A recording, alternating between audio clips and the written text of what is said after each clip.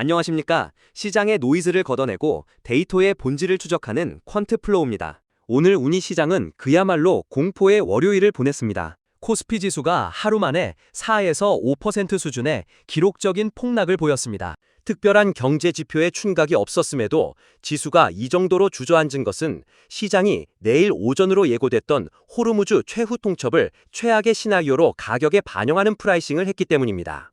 그런데 바로 지금 시장의 계산기를 다시 두드리게 만드는 중대한 변수가 발생했습니다. 트럼프 대통령이 당초 내일 오전까지였던 공격 시한을 5일간 전격 유예한다고 발표한 것입니다. 누군가는 이 소식을 듣고 리스크가 해소되었다며 안도할지도 모릅니다. 하지만 퀀트의 시각에서 이 5일의 유예는 리스크의 소멸이 아닙니다.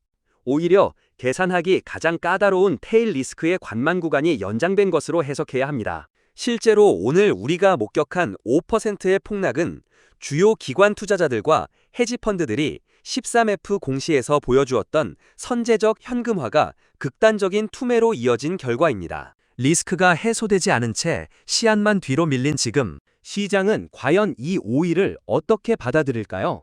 트럼프가 제안한 이 5일은 평화를 위한 협상의 시간이 아닙니다. 이란 내부의 체제 변화를 압박하고 동시에 미국의 군사적 배치를 완결짓기 위한 전략적 포즈에 가깝습니다.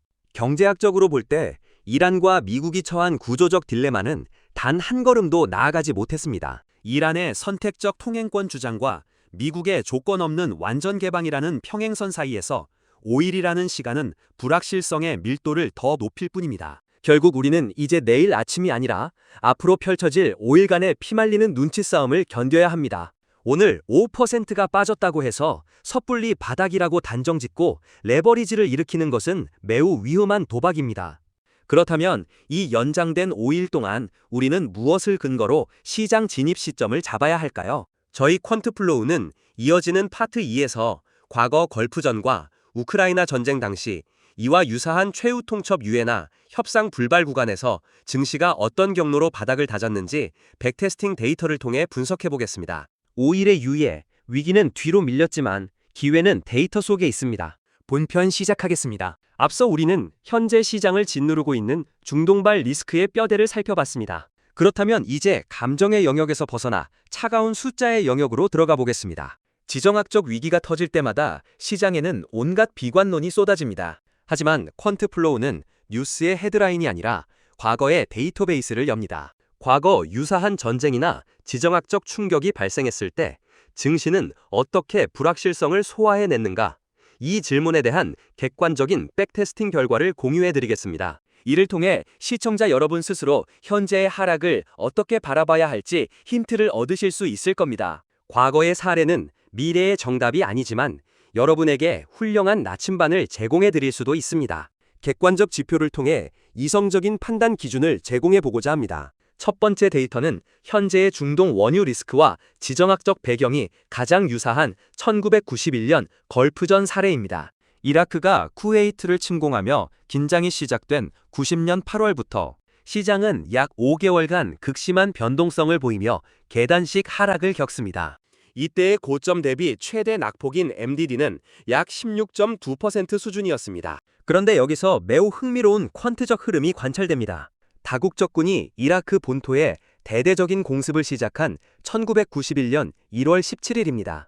폭격이라는 물리적 충돌, 키네틱 액션이 시작된 바로 그날, 증시는 오히려 바닥을 다지고 강한 반등을 시작합니다. 공포지수인 빅스지수 역시 공습 직전에 최고점을 찍고 전쟁이 시작되자마자 수직으로 하락합니다. 이 데이터가 우리에게 주는 시사점은 명확합니다. 금융시장은 악재 그 자체보다 악재가 언제 어떻게 터질지 모르는 불확실성을 가장 큰 비용으로 산정한다는 것입니다. 트리거가 당겨져 상황이 확정되는 순간 시장은 이를 상수로 받아들이고 밸류에이션을 다시 계산하기 시작합니다. 두 번째는 전혀 예상치 못한 시스템 쇼크였던 2001년 9.11 테러입니다. 당시 미국 증시는 사상 초유의 며칠간 셧다운을 겪었고 재개장 첫날부터 5거래일 동안 S&P 500 지수가 11% 이상 급락하는 패닉셀링이 나왔습니다. 하지만 숫자를 길게 늘려서 보면 테러 발생 후 약 10에서 11 거래일 부근에서 단기적인 최대 낙폭인 MDD 약 17.5%를 기록한 뒤 하락세가 진정되는 모습을 보입니다. 이때 바닥을 다지는 구간에서 평소의 2배가 넘는 엄청난 거래량이 동반되었습니다. 이는 공포에 질린 매도 물량을 누군가, 즉 스마트머니가 가치 투자의 관점에서 받아냈다는 의미입니다. 충격의 강도가 아무리 커도 시장은 일정 시간이 지나면 반드시 이성적인 가격 탐색 기능을 회복한다는 것을 보여주는 사례입니다. 자, 여기까지 데이터를 보시고 이런 합리적인 의문을 가지실 수 있습니다. 걸프전이나 9.11 당시와 지금은 매크로 환경이 다르지 않습니까? 지금은 유가가 튀면 인플레이션이 오르고 연준이 금리를 못 내리는 상황인데 과거 데이터를 그대로 적용할 수 있나요? 매우 예리하고 정확한 지적입니다. 그래서 매크로 변수를 현재와 유사하게 통제한 데이터를 하나 더 보겠습니다. 바로 고물가 더하기 통화 긴축 더하기 지정학적 충격이 겹쳤던 2022년 러시아 우크라이나 전쟁 발발 당시입니다. 2022년 초 연준은 인플레이션을 잡기 위해 공격적인 금리 인상을 준비하고 있었습니다. 그 와중에 2월 24일 러시아가 우크라이나를 침공합니다. 당일 나스닥은 장중 3% 이상 급락하며 패닉에 빠지는 듯 했지만 장 후반 극적으로 매수세가 유입되며 오히려 플러스 3.3%로 양전 마감했습니다. 이후 약 2주에 걸쳐 지수는 단기적인 랠리를 보여주었습니다. 물론 이후 전쟁이 장기화되고 인플레이션 쇼크가 고착화되면서 증시는 다시 긴 하락장인 베어마켓으로 접어들었습니다. 하지만 이 데이터가 우리에게 주는 교훈은 아무리 매크로 환경이 나쁘더라도 전쟁 발발이라는 지정학적 이벤트 자체가 주는 불확실성의 해소는 단기적으로 시장의 과매도를 진정시키는 역할을 한다는 점입니다. 자, 과거의 데이터를 종합해 보겠습니다. 우리는 내일 당장 코스피가 반등할 것이라고 섣불리 예측하거나 바닥을 맞추려는 도박을 해서는 안 됩니다.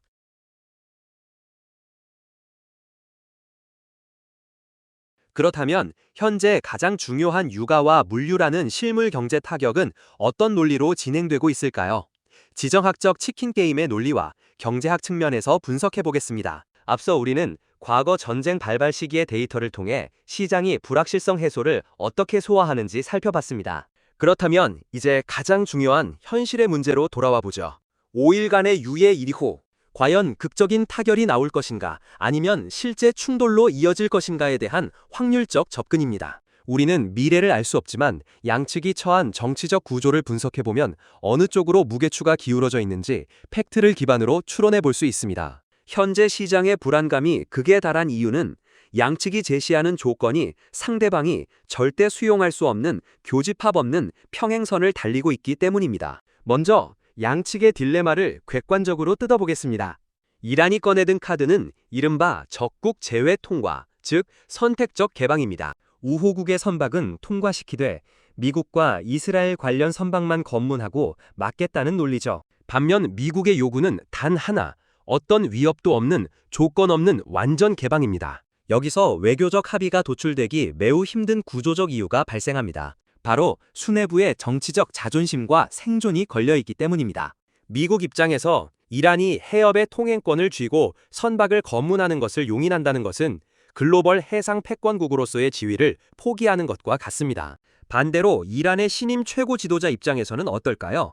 내부 강경파인 혁명수비대를 결집시키고 정권의 정당성을 확보해야 하는 시기에 미국의 최후 통첩에 겁을 먹고 해협을 활짝 여는 것은 리더십에 치명적인 타격을 입는 정치적 악수가 될 수 있습니다. 이처럼 양측 모두 먼저 물러서면 잃을 것이 너무 많은 구조에 갇혀 있습니다. 일부 언론에서는 제3국을 통한 마쿠 협상 가능성을 제기하지만 5일 유예 시간이라는 짧은 시한 내에 이 복잡한 이해관계를 조율하기란 물리적으로 매우 험난해 보입니다.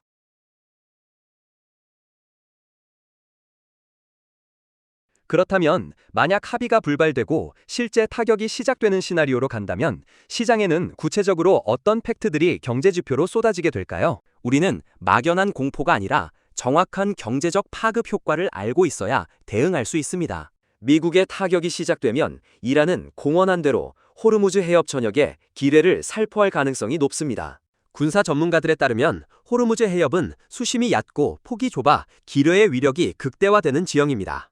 여기서 중요한 팩트는 해협이 물리적으로 100% 막히느냐가 아닙니다. 단 한 발의 기뢰만 발견되어도 혹은 유조선 한 척만 피격당해도 전 세계 주요 해운사들은 해당 항로의 운항을 전면 중단하게 됩니다. 동시에 선박에 부과되는 전쟁 보험료인 워 리스크 프리미엄이 천문학적으로 폭등합니다. 이는 즉각적인 공급 쇼크로 이어집니다. 이 공급 쇼크는 코스피 시장에 두 가지 매크로 타격을 가합니다. 첫째, 유가 급등으로 인한 인플레이션 재점화입니다. 유가가 배럴당 100달러, 120달러를 돌파하게 되면 연준의 금리 인하 기대감은 완전히 사라지게 됩니다. 이는 주식시장 전반의 밸류에이션 하락, 즉 할인율 상승을 의미합니다. 둘째, 한국 기업들의 마진 스퀴즈입니다. 우리나라처럼 에너지 수입 의존도가 절대적인 수출 국가에서는 유가와 물류비 폭등이 고스란히 기업의 생산 원가 급증으로 이어집니다. 매출이 늘어도 이익이 반토막 나는 실적 악화 구간에 진입하게 되는 것이죠. 현재의 리스크는 일시적인 심리 위축이 아닌 구조적 딜레마의 결과물입니다. 자, 종합해 보겠습니다. 우리는 지금 내일 무조건 나락으로 간다거나 내일 무조건 극적 타결이 나온다고 도박을 하려는 것이 아닙니다. 현재 양측의 정치적 인센티브 구조를 볼 때 타결보다는 충돌 확률이 높은 상태이며 충돌이 발생할 경우 에너지 공급망 타격을 통해 코스피 상장사들의 실적 펀더멘털이 훼손될 수 있다는 구조적 리스크를 직시하자는 것입니다. 현재 주식 비중을 줄이고 현금을 확보하신 분들의 전략 혹은 손실을 견디며 물타기 시점을 기다리시는 분들의 인내는 막연한 공포 때문이 아닙니다. 이 거대한 거시경제적 불확실성이 실제 뉴스, 즉 합의안 발표 또는 군사적 충돌로 확정되고 그 충격이 유가와 환율이라는 객관적인 데이터에 완전히 반영될 때까지 기다리기 위한 가장 합리적인 투자 행동입니다. 이어지는 마지막 파트에서는 진짜 스마트 머니들이 실물 경제의 타격을 계산할 때 실시간으로 추적하는 5가지 얼터너티브 데이터가 무엇인지 그 구체적인 모니터링 매뉴얼을 정리해드리겠습니다. 이제 가장 중요한 결론을 낼 시간입니다. 지금 시장의 공포 속에서 신규 진입 타점을 노리시는 분들 혹은 보유 종목의 대응 시기를 고민하며 전전긍긍하시는 분들은 정확히 어떤 데이터를 보고 판단을 내려야 할까요? 위기가 닥치면 대중과 언론은 HTS 상의 국제 유가나 빅스 지수만 바라보며 패닉에 빠집니다. 하지만 진짜 기관 투자자들과 퀀트의 관점에서 볼 때 이런 지수들은 이미 대중의 공포와 노이즈가 뒤섞여버린 후행성 지표에 불과합니다. 시장을 움직이는 진짜 스마트머니, 이른바 큰 손들은 HTS의 표면적인 숫자가 아니라 실물 경제의 대동맥이 멈추는지 아니면 다시 피가 도는지를 보여주는 대안 데이터인 얼터너티브 데이터를 살펴보겠습니다. 탑티어 헤지펀드들이 모니터링하는 5가지 초고급 선행 지표의 플로우를 지금부터 공개합니다. 첫 번째, 물리적 셧다운을 가장 먼저 확인하는 AIS, 즉 선박 자동 식별 장치 트래픽입니다. 우리는 정치인들의 말이나 속보를 기다릴 필요가 없습니다. 글로벌 해운 데이터 사이트에 접속해 호르무즈 해협 앞바다인 오만만의 초대형 원유 운반선인 VLCC 트래픽을 보십시오. 과거 2021년 수에즈 운하 에버기븐호 좌초 사태나 2023년 홍해 후티 반군 사태 당시 기관들이 가장 먼저 확인한 것이 바로 이 데이터였습니다. 만약 5일간의 유예 이후 유조선들이 해협으로 진입하지 못하고 닻을 내린 채 대기하는 앵커리지 비율이 평소 대비 급증하거나 선박들이 타격을 피하기 위해 깜깜이 운항을 시작한다면 이는 물리적 충돌이 임박했다는 가장 확실한 선행 지표입니다. 배가 움직이지 않으면 경제도 움직이지 않습니다. 두 번째, 실물 물류망의 마비와 비용 폭탄을 보여주는 BDTI, 즉 발틱 원유 운반선 운임 지수입니다. 배들이 호르무즈를 통과하지 못하면 아프리카 희망봉으로 수만 킬로미터를 우회해야 합니다. 퀀트 용어로 운항거리, 즉 톤마일이 폭증하며 배를 구하는 비용이 천정부지로 솟구치게 되죠. 이때 즉각적으로 튀어오르는 데이터가 바로 BDTI입니다. 기억하십니까? 2022년 2월 러시아가 우크라이나를 침공했을 때 이 지수는 불과 한 달도 안 되어 평소 대비 300% 이상 수직 폭등했습니다. 정치권에서 유화적인 제스처가 나오더라도 이 지수가 꺾이지 않는다면 한국 상장사들이 맞아야 할 마진 스퀴즈는 여전히 진행형이라는 뜻입니다. 이 지수가 고점을 찍고 내려오는 것을 눈으로 확인해야 합니다. 세 번째, 해운사를 먼저 세우는 보이지 않는 진짜 벽, 해상 전쟁 보험료입니다. 해협이 물리적으로 완전히 막히지 않더라도 물동량을 멈추게 하는 진짜 트리거는 돈입니다. 런던의 보험합동위원회는 위험 지역을 지나는 선박에 할증을 매깁니다. 수학적으로 계산해 볼까요? 1억 달러짜리 초대형 유조선이 있습니다. 평소 선박 가치의 0.05% 수준이던 이 보험료는 항차당 약 5만 달러면 충분했습니다. 하지만 실제 타격 발발로 이 할증률이 2% 이상 치솟게 되면 보험료만 항차당 200만 달러, 우리 돈으로 수십억 원이 일회성 비용으로 증발합니다. 해운사들은 수익성이 안 맞아 운항을 포기하게 되죠. 이 보험료율 데이터의 하락 반전이 진정한 공급망 우려 해소의 열쇠입니다. 네 번째, 원자재 시장의 내밀한 심리를 읽는 원유 선물의 기간 구조, 타임 스프레드입니다. 대중은 유가 자체에 패닉셀링을 하지만 퀀트들은 당월물과 6개월 뒤 원월물 가격의 스프레드를 봅니다. 당월물 가격만 비정상적으로 치솟고 6개월 뒤의 가격은 잠잠하다면 스마트머니는 이 사태를 단기적인 수급 꼬임 현상인 백어데이션의 심화로 보고 단기전에 돈을 걸고 있다는 뜻입니다. 하지만 만약 장기물 가격까지 다 같이 폭등하기 시작한다면 이는 기관들이 사태 장기화와 구조적인 에너지 위기에 베팅하기 시작했다는 치명적인 시그널입니다. 이 스프레드의 간극이 다시 좁혀지는 그 시점이 우리가 시장을 쓸어 담을 숏 커버링 타점입니다. 다섯 번째, 매크로 확전 리스크를 측정하는 중동 주변국의 CDS, 즉 신용부도 스왑 프리미엄입니다. 이번 사태가 5차 중동 전쟁으로 번질지를 가늠하는 최후의 지표입니다. 과거 2029년 사우디 아람코 시설이 공격을 받았을 때 사우디의 CDS 프리미엄은 순식간에 폭등했습니다. 만약 5일간의 유예 이후 여러 가지 사건이 발생할 텐데 그때 사우디나 UAE의 5년물 CDS 프리미엄이 튀지 않고 평온한 안정세를 유지한다면 글로벌 거대 자본은 이 사태가 찻잔 속의 태풍으로 끝날 것이라 확신하고 있다는 뜻입니다. 증시 하방을 굳건하게 지지하는 가장 강력한 매크로적 근거가 됩니다. 데이터가 확인될 때가 가장 강력한 진입 시점입니다. 결론입니다.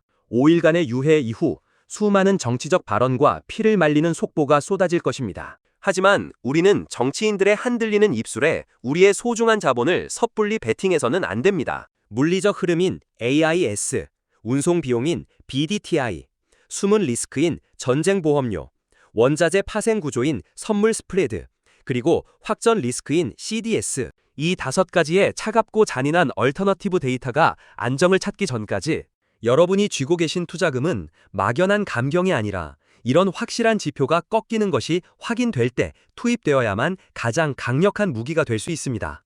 대중의 공포에 휩쓸리지 않고 차가운 데이터로 시장의 본질을 꿰뚫고 투자에 성공하시기 바랍니다. 영상이 도움이 되셨다면 지금 바로 구독과 좋아요, 알림 설정 부탁드립니다. 폭풍의 한가운데서도 데이터는 언제나 길을 알고 있습니다. 지금까지 퀀트플로우였습니다. 감사합니다. 본 자료에 제시된 과거 데이터와 기관 동향은 미래의 수익을 보장하지 않습니다. 모든 내용은 투자 참고용이며 최종 판단과 책임은 투자자 본인에게 있음을 알려드립니다.